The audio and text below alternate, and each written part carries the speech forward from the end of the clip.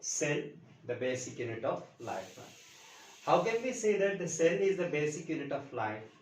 Because basically the organisms are produced by organisms are made up of organ systems. Organ systems. The organ system is made up of several organs. Several organs. And these organs are made up of tissues. Made up of tissues. The tissues are made up of cells. Made up of cell. See that an organism, if we take an organism, for example the human beings. The human beings are made up of many organ systems like digestive system, excretory system, respiratory system, skeletal system, muscular system, endocrine system. Many systems are there in the body, the nervous system, and all these systems are comprising the organism. That these organ systems are made up of organs.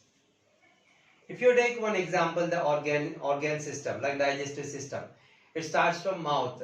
Mouth, esophagus, stomach, small intestine, large intestine, rectum, anus. These are the organs of the system. Each organ, if you take any organ like a mouth itself, it's made up of many tissues, right? And each tissue is made up of cell. So that if the cell is functioning properly, it reflects in the proper functioning of the organisms. So that the proper functioning of the organism depends on the proper functioning of the cell. So that basing on this particular thing, we can say the cell basic unit of life and also the fundamental unit of life. Fundamental unit of life.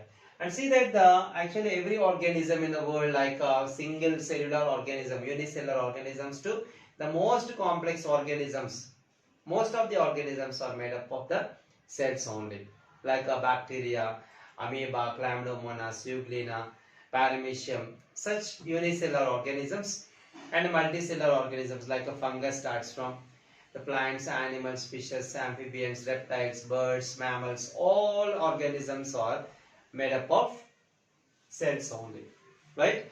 So whatever the organism we are taking, that it's made up of cells particularly, right? And regarding the structure of plant cells or animal cells, many scientists, they have done a lot of work to know the structure of the cell.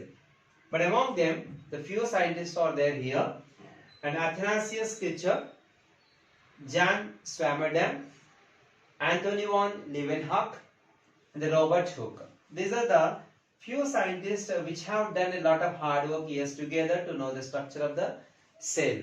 Comparatively, the other scientists, they have done actually hundreds of scientists, they have done the work knowing the structure of cell. But among them, these are the few scientists are very much important, right?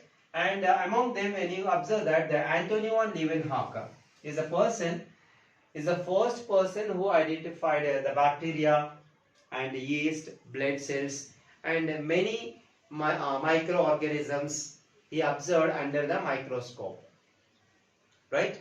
And he made himself the microscope and different kinds of lenses also he made himself, and with the help of the different lenses and the microscope what he had made, observed many kinds of microorganisms, right? But comparatively the remaining people, he is the person first identified the microorganisms and observed the microorganisms under the microscope, right?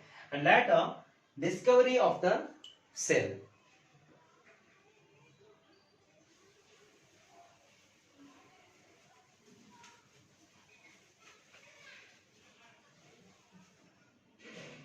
Discovery of the cell.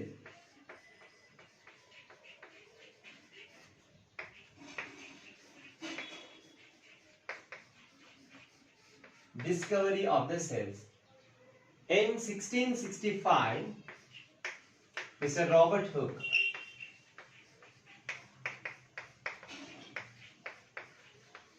in 1665, he observed first the cell in the cork in the sense of the bark of the oak tree. bark of the oak tree. Bark of the oak tree. He observed the cells in the cork or bark of the oak tree initially, and when he observed the cells in a bark, he noticed small room-like structures, a little room-like structures. When he observed the bark under the microscope, he noticed a little room-like structures. Little room-like structures he noticed. This kind of structures. This kind of structures that Robert Hooke has identified in the bark of the oak tree. And this he called, usually these are little room,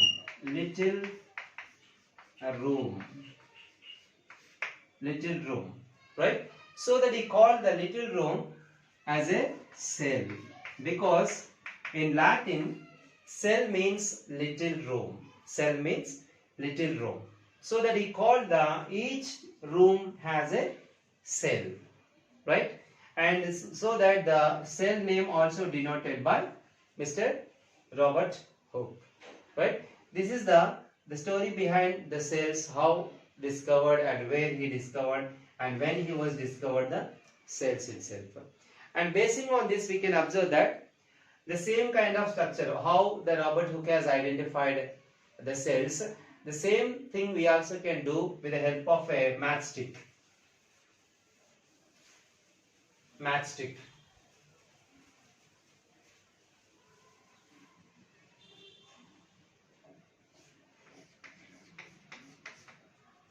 We can do the same kind of activity with the matchstick.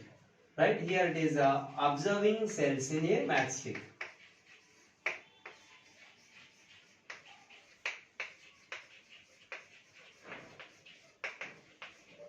Observing cells in a matchstick. Matchstick, we know that the matchsticks are there, right?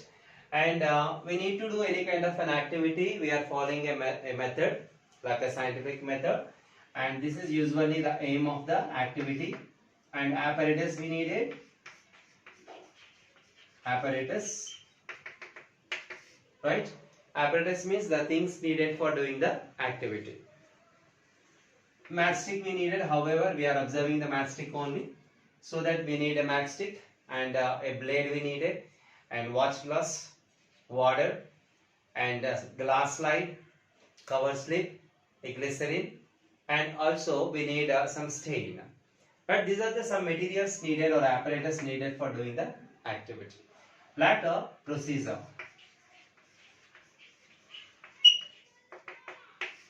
Procedure means how we are doing the activity in the laboratory is called procedure. First of all, we have to take the matchstick and remove the phosphorus side of the matchstick. And remaining matchstick, you have to soak it in the water for 4 to 5 hours. For 4 to 5 hours. And then you can take out the matchstick from water, and with the help of a sharp blade, can cut the matchstick into thin slices. And take 5 to 10 slices of the matchstick and soak it in the keep it in the watch glass containing water. This is the watch glass containing water. We have taken a matchstick. This matchstick was cut it into thin slices by the help of a blade, and these thin slices have to take it in the water. Okay. Later you can add a drop of stain. Stain we have to add and keep it for a couple of minutes, 1 to 2 minutes. You have to keep it like that because the stain can absorbed by the cells. Later you can take the slices from the watch glass and keep it on a glass slide. Keep it on glass slide. Take 3 or 4 slices. Right? Keep it on a glass slide. Glass slide is nothing but a rectangular glass piece. And later we can add 1 or 2 drops of glycerin. Instead of water we are using the glycerin. Why? Because glycerin prevents the material quick dryly cooking from the atmosphere itself, right? And it prevents the drying quickly. So that we added 1 to 2 drops of glycerin.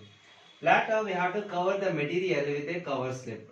With a cover slip. A cover slip is also a kind of a thin glass material, right? Cover it with a cover slip and gently press over the cover slip. Then excess water and extra stain can comes out. That excess water we can remove by using a blotting paper. Using blotting paper. Excess water, after pressing the cover slip, what the excess water came out need to be separated by the blotting paper, right? And now we can observe this kind of structures under the microscope.